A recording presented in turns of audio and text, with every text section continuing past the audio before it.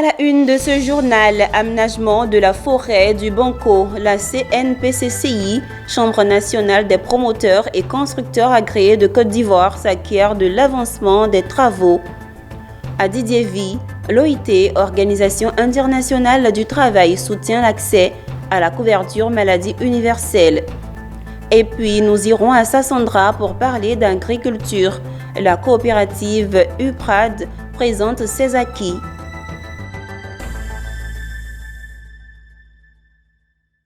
Madame, Monsieur, c'est l'heure de l'actualité. Bienvenue sur Business 24. Une délégation de la Chambre nationale des promoteurs et constructeurs agréés de Côte d'Ivoire, avec à sa tête le président Siriki Sangari, est allé s'imprégner des travaux de la baie du Banco, un site qui fait partie des travaux menés par le district autonome d'Abidjan, dont l'intérêt pour la Chambre nationale des promoteurs et constructeurs agréés de Côte d'Ivoire est d'apporter sa contribution à la lutte du désordre urbain. Le récit de Walter Kofi. Autrefois machine à laver à ciel ouvert de la ville d'Abidjan, la baie du Banco sera bientôt un havre de paix pour les populations de la capitale économique. Le site qui abrite des travaux d'aménagement a reçu la visite d'une délégation de la Chambre nationale des promoteurs et constructeurs agréés de Côte d'Ivoire, avec à sa tête son président, Siriki Sangari. Ces acteurs de l'immobilier sont venus s'imprégner du travail abattu par le ministre-gouverneur Cissé Bakongo en charge du projet. Ce vaste chantier laissera place à un auditorium, un complexe sportif, une salle d'exposition, a expliqué le directeur de la construction. Comme je l'ai signifié lors de la présentation du projet, le projet, il s'agit d'aménager la baie du Banco. Et le projet est constitué de 7 sous-projets. D'abord, il y a l'aménagement de lac, il y a la construction d'espaces gastronomiques, la construction d'un aire de jeu, la construction et l'aménagement de l'espace fruits. La Chambre nationale des promoteurs et constructeurs agréés de Côte d'Ivoire, engagée dans la lutte contre le désordre urbain, a félicité le district d'Abidjan pour le travail abattu. Donc depuis un certain nombre de temps, nous voyons quand même monsieur le ministre-gouverneur du district d'Abidjan en train d'œuvrer pour tout ce qui est gestion urbaine. Parce que si nous ne faisons pas ça, on s'inscrit dans un processus de désordre et ce n'est pas bon. Évidemment, en tant que la fêtière des constructeurs, des promoteurs de Côte d'Ivoire, il appartient, en ce qui nous concerne, à la Chambre de prendre la place qui lui revient de droit dans la construction, dans l'aménagement du district d'Abidjan. Et donc, c'est ce que le ministre-gouverneur a bien accueilli et nous a encouragés.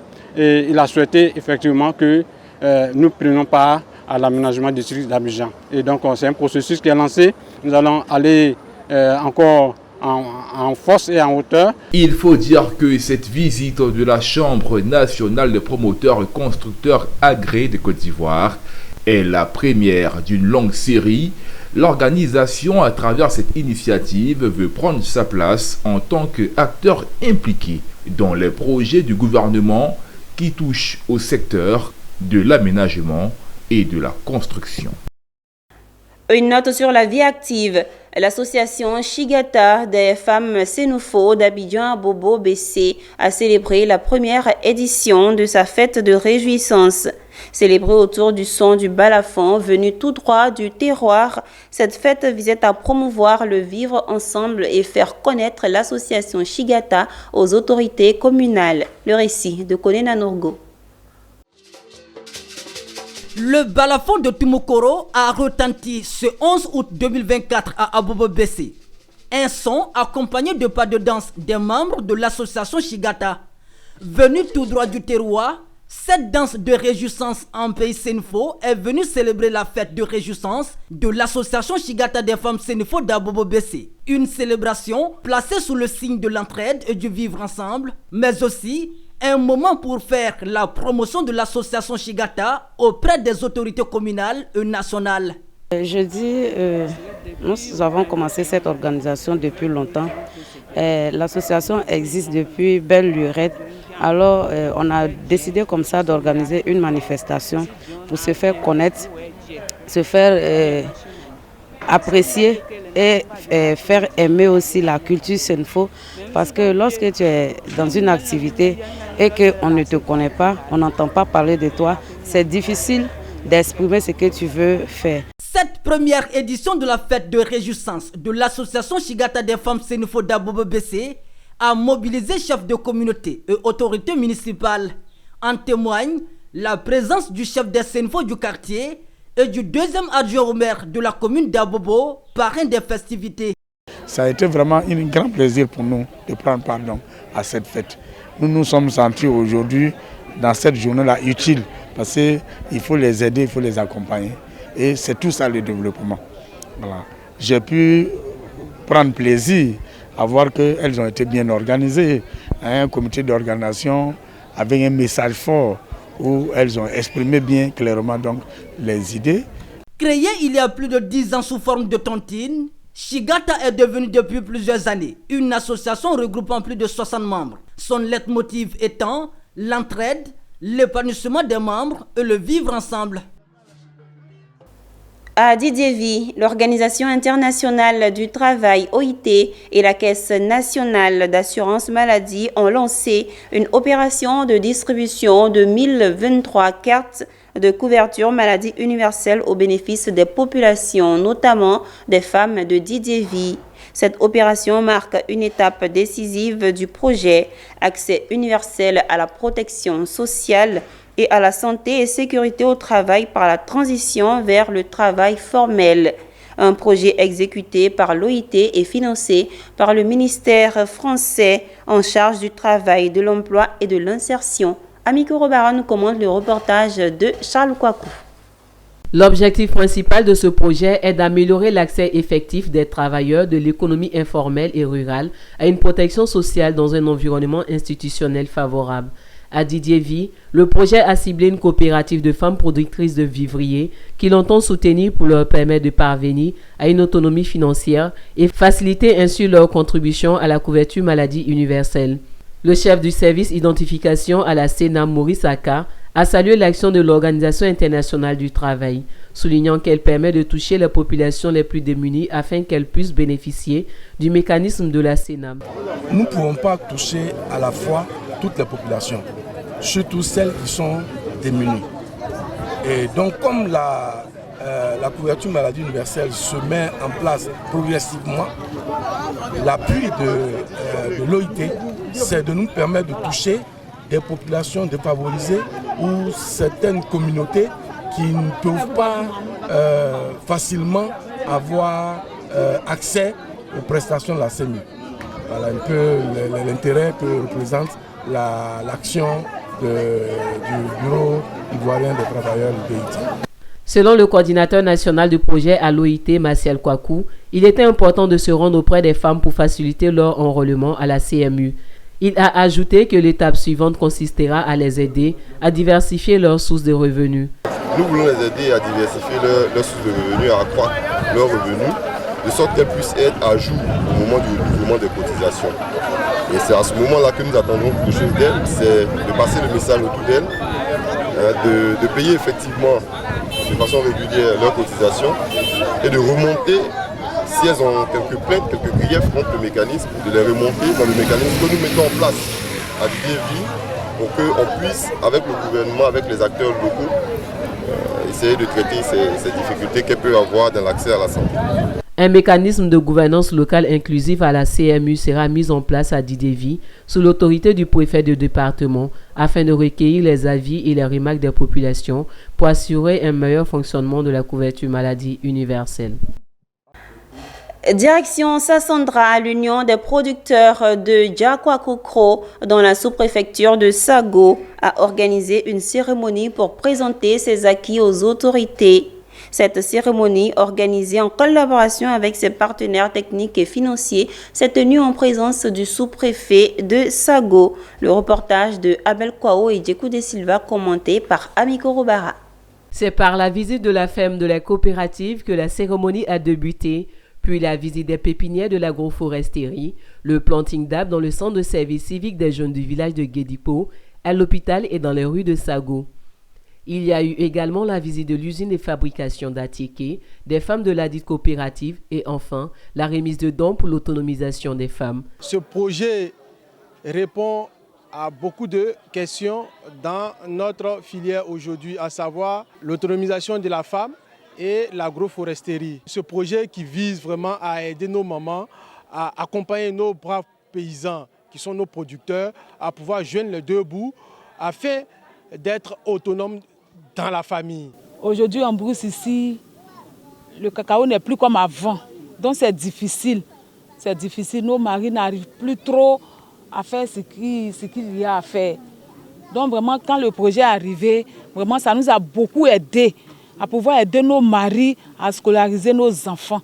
C'est pourquoi nous disons merci à la coopérative UPRAD et ses partenaires. Le sous-préfet de Sago, Hubert Diamao, est doublement satisfait de cette initiative de la coopérative UPRAD. Alors, c'est déjà des mots de profonde gratitude, mais également d'admiration à deux volets.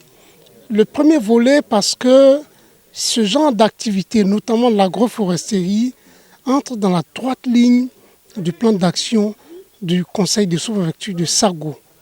Et lorsque j'ai lancé ces appels à la reforestation, ces femmes ont répondu présent.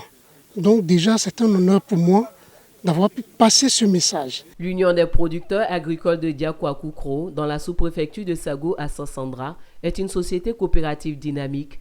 Créée en 2013, elle regroupe 3548 membres producteurs qui exploitent 5600 hectares.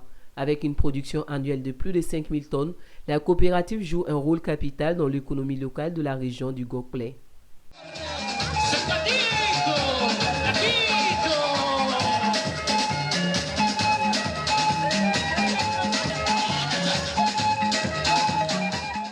Un mot de santé dans ce journal et rendons-nous à Tanda où la Fondation internationale 221 a offert gracieusement un équipement sanitaire et des produits sanitaires à plus de 700 millions de francs CFA au centre de santé de la région du Gontougo. C'était en présence du ministre de la Santé et du ministre d'État de l'Agriculture et du Développement rural. Le point avec notre correspondant régional Anissé Kouadio.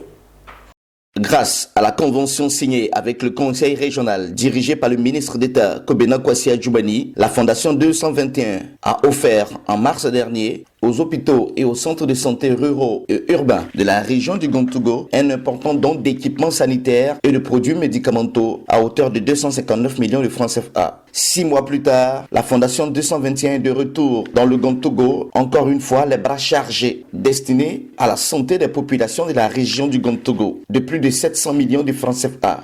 La Fondation 221 est une organisation à but non lucratif qui a pour mission de venir en aide aux couches défavorisées du continent afin d'améliorer la qualité des soins et une prise en charge adéquate des populations. Cet important don sanitaire offert par la Fondation internationale 221 est composé entre autres de fauteuils et des lits d'observation et d'hospitalisation, des supports de sérum modernes, des anesthésies de chirurgie, des tensiomètres, des appareils de mobilité, des fauteuils roulants pour enfants et adultes et bien d'autres investissements médicaux d'équipement de premier choix. Vous avez une force de frappe terrible. Merci pour ce que vous faites pour l'Afrique. Merci pour ce que vous faites pour la Côte d'Ivoire. Et vous avez une équipe dynamique.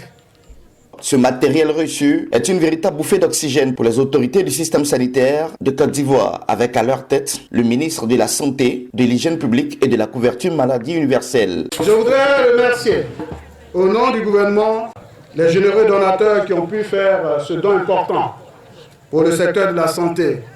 Ce don crucial qui nous permettra d'assumer nos missions avec beaucoup plus d'efficacité. Ce lobbying pour les populations de la région, mené par le ministre d'État Kobena Kwasi Adjoubani auprès de la Fondation internationale 221, a ravi la population. C'est vraiment un soulagement et c'est vraiment une joie qui nous anime. Recevoir d'un trait un important lot en matériel biomédicaux à hauteur de 700 millions. Merci à la Fondation. Notons que la Fondation 221 est basée au Sénégal et aux États-Unis et est représentée dans plusieurs pays africains, notamment la Mauritanie, la Gambie, le Sénégal et la Côte d'Ivoire. De 2018 à ce jour, c'est plus de 18 milliards qui ont été investis dans l'éducation en Afrique. En image à présent, Le conseil d'administration du groupe de la Banque africaine de développement a approuvé un investissement de 10 millions de dollars américains au fonds Kawi Safi 2 pour aider les entreprises locales à créer et à développer des projets climatiques au bénéfice des communautés vulnérables.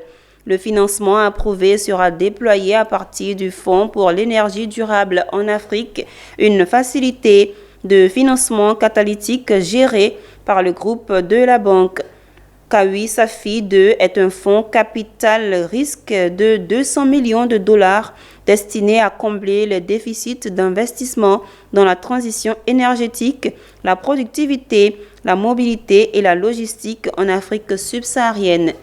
Toujours en images, le gouvernement ghanéen a lancé un programme de soutien aux petites et moyennes entreprises dotées de 8,2 milliards de cedi, soit 532 millions de dollars. Ce segment d'entreprise qui représente 92% du tissu entrepreneurial et 70% du produit intérieur brut du Ghana, selon le président. Le programme soutenu par la Société financière internationale, filiale de la Banque mondiale dédiée au secteur privé et la Banque africaine de développement. C'est la fin de ce journal préparé par l'ensemble de la rédaction. Merci de l'avoir suivi. Les programmes se poursuivent sur la télé utile Business 24.